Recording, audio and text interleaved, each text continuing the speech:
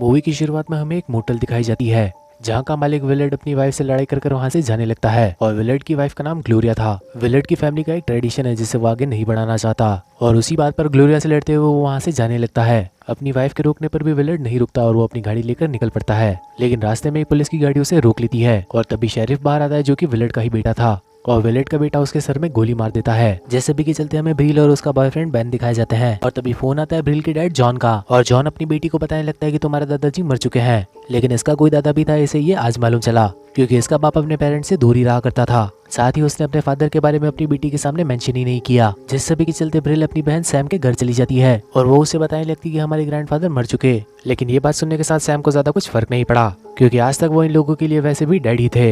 लेकिन सैम को सुबह सुबह अपने दरवाजे पर एक लेटर मिला था जिसके अंदर लिखा था कि इनका दादा इन लोगों के लिए काफी बड़ी जायदाद छोड़कर गया है जो कि थी उनकी वो मोटेल। और ये चीज जानने के साथ ही सैम भी काफी ज्यादा खुश हो गई क्योंकि ये लोग अब उस मोटेल को बेच देंगे और काफी सारा पैसा कमा लेंगे और सचमुच में इन लोगों को पैसे की जरूरत भी है और इन लोगों की जायदाद के 3 हकदार होंगे, ये दोनों और इनकी एक और बहन कैली। सबसे पहले ये तीनों जाएंगे फ्यूनरल के अंदर और फिर जाएंगे ये उस मोटेल को चेक करने, लेकिन सैम को फ्यूनरल में नहीं जाना था जिस वजह से सैम फैसला करती है कि वो सबसे पहले उस मोटेल के अंदर ही जाएगी। और अगले दिन फ्यूनरल पर इन लोगों को सबसे पहले कैली दिखती है और फिर इनका डैड दिखता है। जिस सबके चलते ब्रिल अपने डैड के पास जाने लगती है और वो खींचकर अपने डैड को ही एक तमाचा मार देती है क्योंकि उसने इन लोगों से इनके ग्रैंडफादर के बारे में छिपाया था। लेकिन अब जॉन अपनी बेटी से कहने लगता है कि वो एक नंबर का बेकार आदमी था, लेकिन ब्रिल बताने लगती कि वो इतना भी बेकार नहीं हो सकता क्योंकि वो इन लोगों के लिए लाखों की जायदाद छोड़कर गया है। जिस सभी के चलते जॉन इन लोगों से भीख मांगते हुए कहने लगता है कि प्लीज उस होटल पर मत जाना, लेकिन वो सभी लोग जॉन की बात नहीं मानते और सीधा मोटेल की तरफ निकल पड़ते हैं। और हम लोग देख पाते हैं कि सैम सबसे पहले उस मोटेल तक पहुंच चुकी थी और वो मोटेल सचमुच में आबादी से काफी ज्यादा दूर थी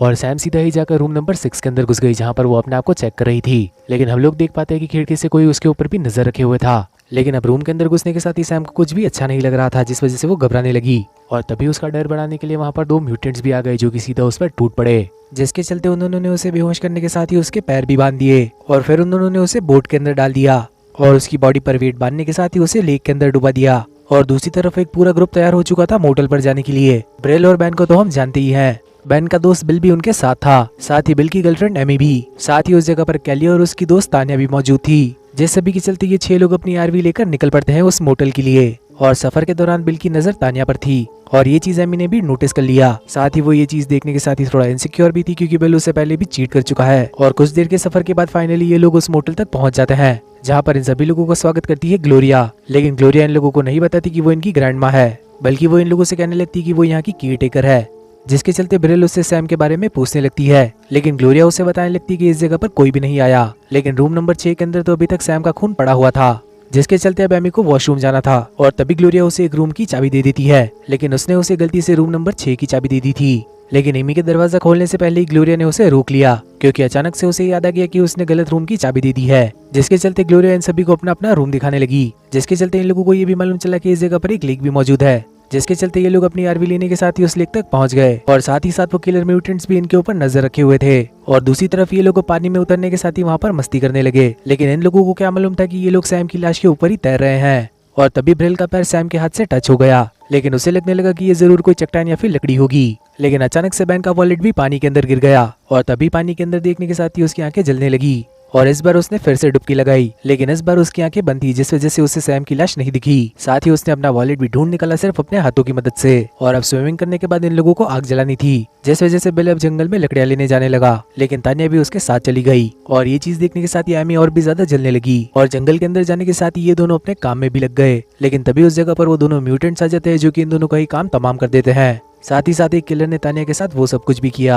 और बिल को मारने के साथ ही उन लोगों ने फिर तानिया को भी मार दिया। अब उन लोगों को गए हुए काफी ज्यादा देर हो चुकी थी, जिस वजह से बैन और कैली उन लोगों को ढूंढने जाने लगे, लेकिन उन दोनों को जंगल में मिल गई बिल की लटकी हुई लाश, जिस वजह से ये लोग फिर से लेक की तरफ भागने लगे। और दूसरी तरफ वो किलर्स आरवी तक पहुंच चुके थे, लेकिन इससे पहले वो कुछ कर पाते बैन और कैली भी वहाँ पर पहुंच जाते हैं और बाकी लोगों को गाड़ी में चढ़ाने के साथ ही वो वहाँ से निकलने की तैयारी में लग गए। बैन यहाँ पर गाड़ी की चाबी ढूंढने में लगा हुआ था, लेकिन इतने में एक म्यूटेंट ने उसके ऊपर अटैक कर दिया और दूसरा म्यूटेंट आरवी के पीछे था, लेकिन उसे देखने के साथ ही एमी गाड़ी से भाग गई और वो भी अब एमी का पीछा करने लगा। लेकिन बैन ने उस म्यूटेंट को हराने के साथ ही उसे गाड़ी से बाहर निकाल दिया और वो खुद आरवी को लेकर वहाँ से भगाने लगा। लेकिन अब वो दूसरा म्यूटेंट भी एमी के ही पीछे लग चुका था। लेकिन तभी उस जगह पर वही पुलिस वाला आ जाता है जो कि इन दोनों का ही चाचा लगता है, लेकिन ये लोग इस बात को नहीं जानते और पुलिस वाला इन लोगों को गाड़ी में बैठाने के साथ ही मोटेल की तरफ चल पड़ा।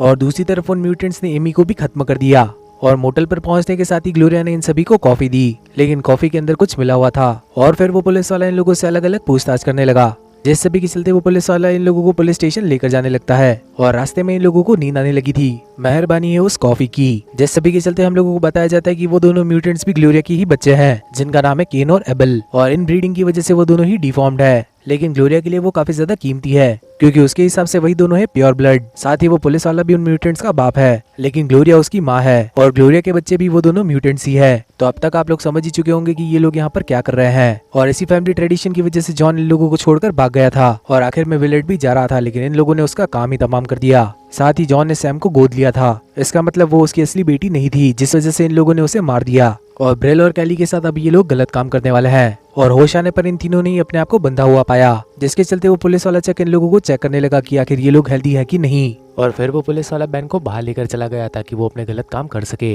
लेकिन तभी केन भीड़ के नजदीक आने लगा, लेकिन तभी वहाँ पर वो पुलिस वाला चेक आ जाता है, जो कि केन को रोक लेता है। और बाहर ले जाने के साथ ही वो उन दोनों म्यूटेंट भाइयों को डांट लगाता है, क्योंकि उन दोनों को उन दोनों बहनों से दूर रहना था, वरना पूरा प्रोसेस बेकार हो जाएगा।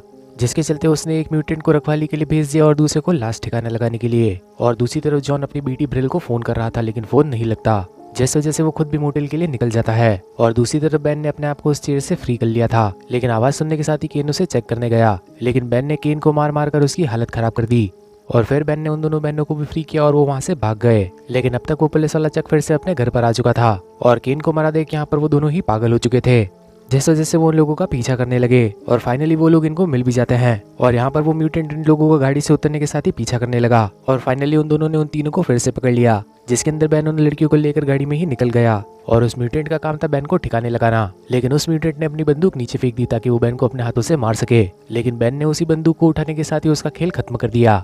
और दूसरी तरफ चक अपनी माँ ग्लोरिया को लेकर उस मोटेल के लिए निकल पड़ा था, और वहाँ पर ग्लोरिया अपनी ग्रैंड डॉटर्स को सब कुछ बताने लगी। लेकिन तब तक उस घर के अंदर बैन भी पहुंच चुका था, और न्यूज़पेपर कटिंग और फैमिली ट्री देखने के साथ ही वो भी समझ चुका था कि आखिर यहाँ पर क्या चल रहा है। और फिर सबसे पहले बैन के हाथ लग गई ग्लोरिया, तो सबसे पहले बैन ने ग्लोरिया का खेल ही खत्म कर दिया। लेकिन चक ब्रिल को लेकर वहाँ से भाग चुका था, और ये दोनों भी यहाँ से बैन को ढूंढने के लिए निकल पड़ते हैं। और चक अब ब्रिल को बताने लगा कि वो ग्लोरिया की मौत का बदला लेगा। लेकिन तब तक बैन भी उस जगह के बाहर पहुंच चुका था, लेकिन चक ने अंदर से ही बैन को गोली मार दी। लेकिन मौका मिलने के साथ ही ब्रिल ने उसे काट लिया।